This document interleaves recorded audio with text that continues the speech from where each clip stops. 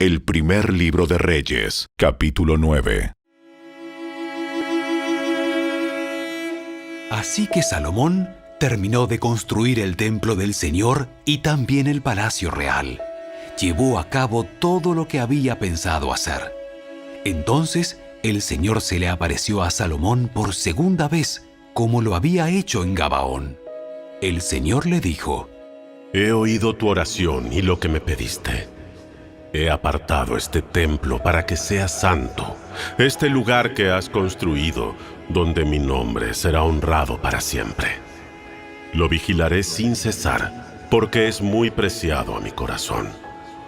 En cuanto a ti, si me sigues con integridad y rectitud, como lo hizo tu padre David, y obedeces todos mis mandatos, decretos y ordenanzas, entonces estableceré tu dinastía en el trono de Israel para siempre.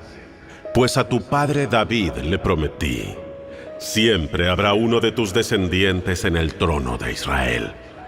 Sin embargo, si tú o tus descendientes me abandonan y desobedecen los mandatos y los decretos que les he dado, y sirven y rinden culto a otros dioses, entonces desarraigaré a Israel de la tierra que le he dado.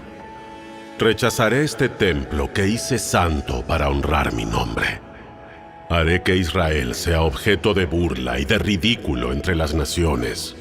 Y aunque ahora este templo sea imponente, todos los que pasen por allí quedarán horrorizados y darán un grito ahogado a causa del horror. Preguntarán: ¿por qué habrá hecho el Señor cosas tan terribles a esta tierra y a este templo?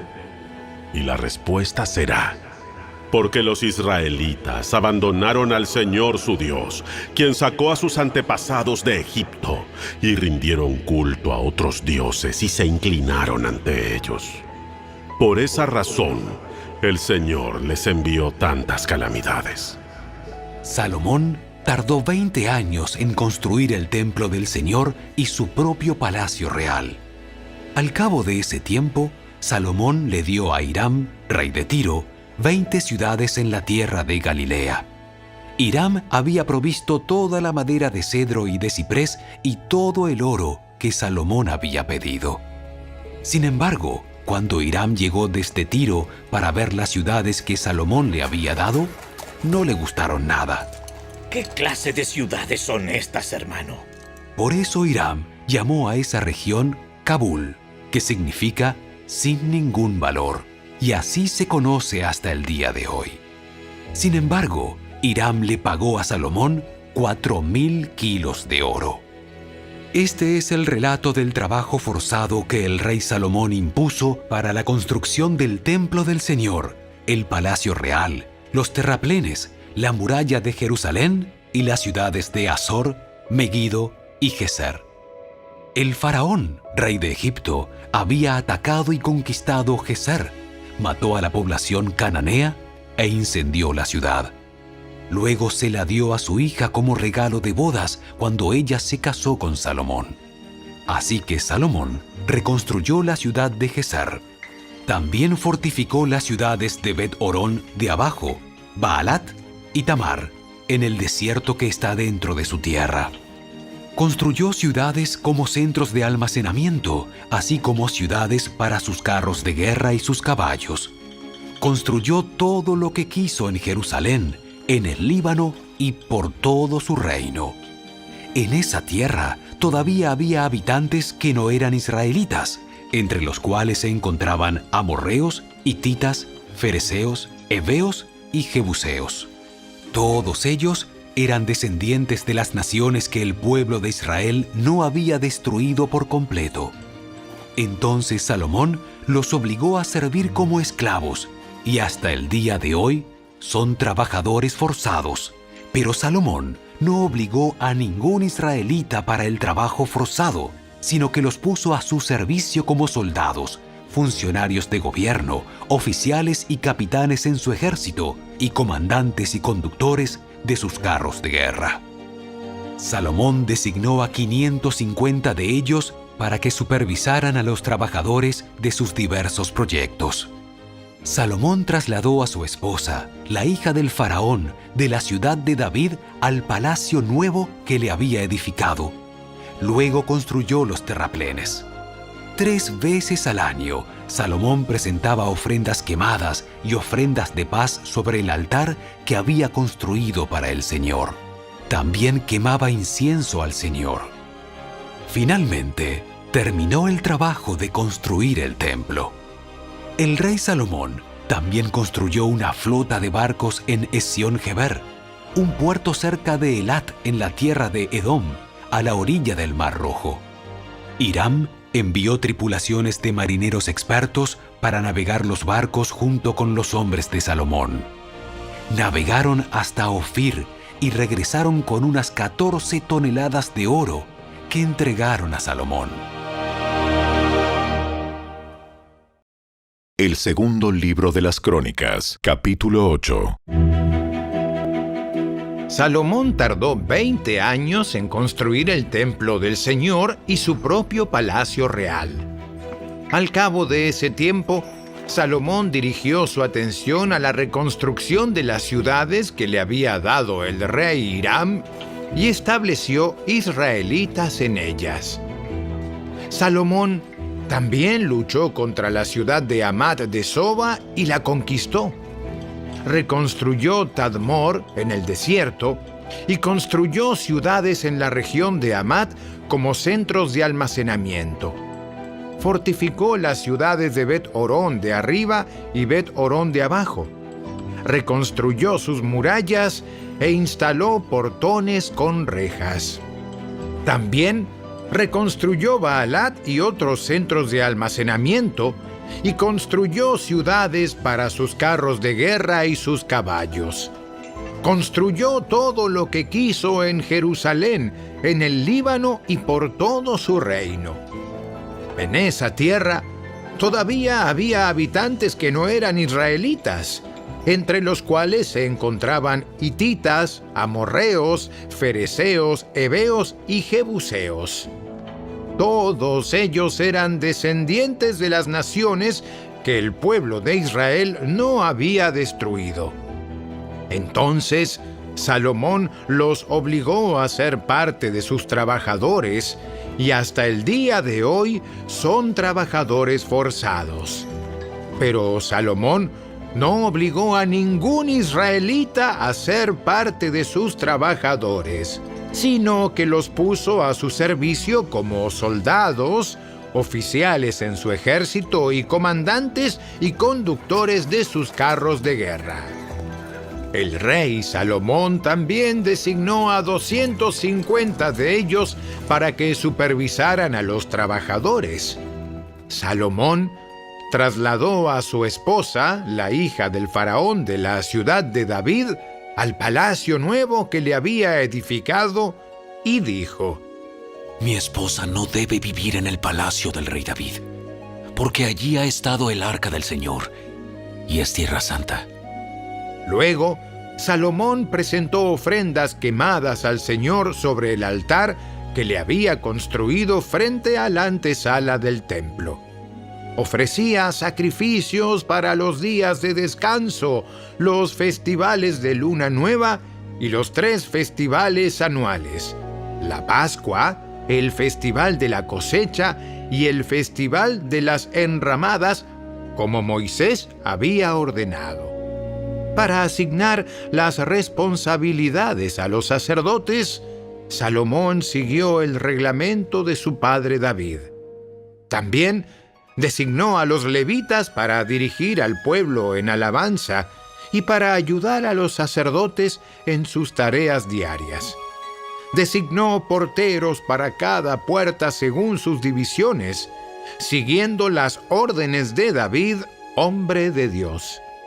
Salomón no se desvió en absoluto de las órdenes de David respecto a los sacerdotes, los levitas y los tesoros.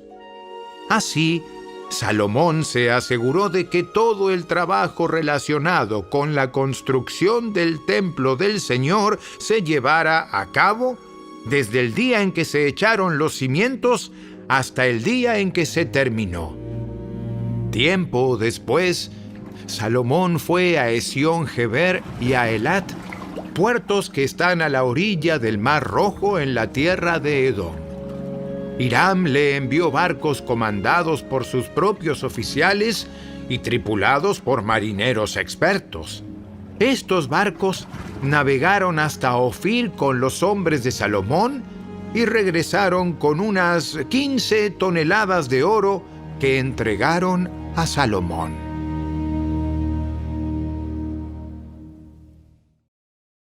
El libro de Proverbios, capítulo 25.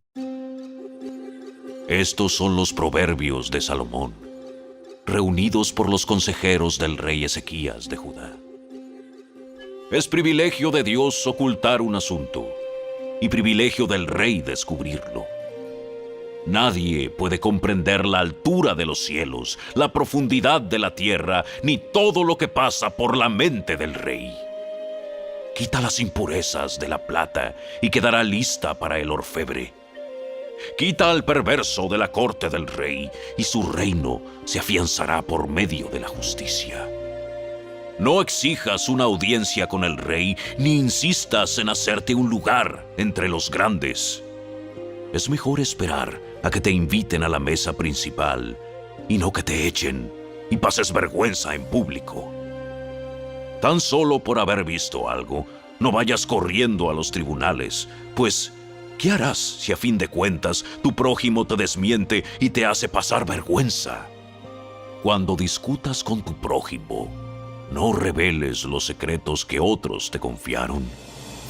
Te podrían acusar de chismoso y nunca recuperarás tu buena reputación. El consejo oportuno es precioso, como manzanas de oro en canasta de plata. La crítica constructiva es, para quien la escucha, como un pendiente u otras joyas de oro. Los mensajeros confiables refrescan como la nieve en verano. Reviven el espíritu de su patrón. La persona que promete un regalo pero nunca lo da es como las nubes y el viento que no traen lluvia. La paciencia puede persuadir al príncipe y las palabras suaves pueden quebrar los huesos. ¿Te gusta la miel? No comas demasiada, porque te darán ganas de vomitar. No visites a tus vecinos muy seguido, porque se cansarán de ti y no serás bienvenido. Decir mentiras acerca de otros es tan dañino como golpearlos con un hacha, herirlos con una espada o lanzarles una flecha afilada. Confiar en alguien inestable en tiempos de angustia es como masticar con un diente roto o caminar con un pie cojo. Cantar canciones alegres a quien tiene el corazón afligido es como quitarle a alguien el abrigo cuando hace frío o echarle vinagre a una herida. Si tus enemigos tienen hambre, dales de comer. Si tienen sed, dales agua para beber. Amontonarás carbones encendidos de vergüenza sobre su cabeza y el Señor te recompensará.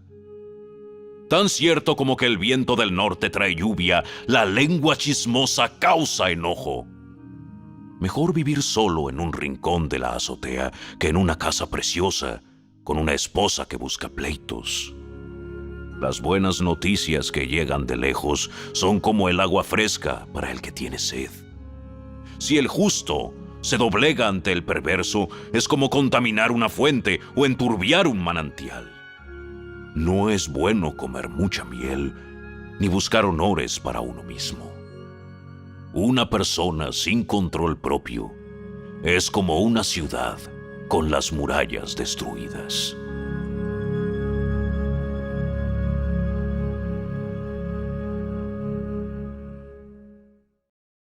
El libro de Proverbios, capítulo 26. Como la nieve no es para el verano, ni la lluvia para la cosecha, tampoco el honor es para los necios. Como gorrión que revolotea o golondrina que vuela sin rumbo, la maldición inmerecida no llegará a quien iba dirigida.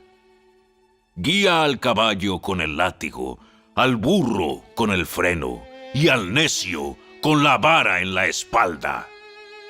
No respondas a los argumentos absurdos de los necios, o te volverás tan necio como ellos. Responde a los argumentos absurdos de los necios, o se creerán sabios en su propia opinión. Confiarle a un necio que lleve un mensaje es como cortarse los pies o tomar veneno. Un proverbio en boca de un necio es tan inútil como una pierna paralizada. Honrar a un necio es tan absurdo como atar la piedra a la honda. Un proverbio en boca de un necio es como una rama espinosa agitada por un borracho. El patrón que contrata a un necio o a cualquiera que pasa es como un arquero que lanza su flecha al azar. Así como el perro vuelve a su vómito, el necio repite su necedad. Hay más esperanza para los necios que para los que se creen sabios. El perezoso afirma: hay un león en el camino. Sí, estoy seguro de que allí afuera hay un león. Así como la puerta gira sobre sus bisagras, el perezoso da vueltas en la cama. Los perezosos toman la comida con la mano, pero ni siquiera se la llevan a la boca.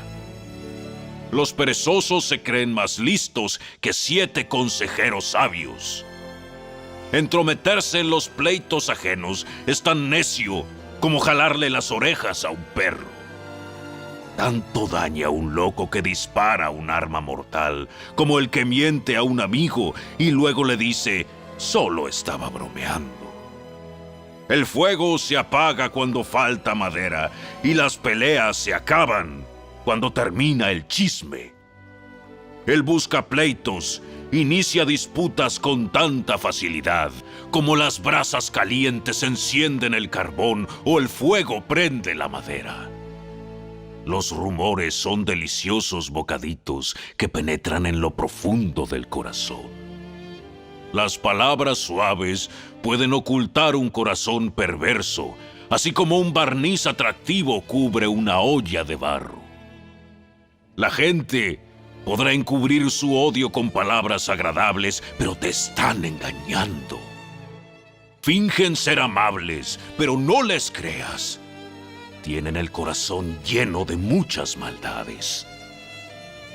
Aunque su odio esté encubierto por engaños, sus fechorías serán expuestas en público. Si tiendes una trampa para otros, tú mismo caerás en ella. Si echas a rodar una roca sobre otros, no los aplastará a ellos, sino a ti. La lengua mentirosa odia a sus víctimas y las palabras aduladoras llevan a la ruina.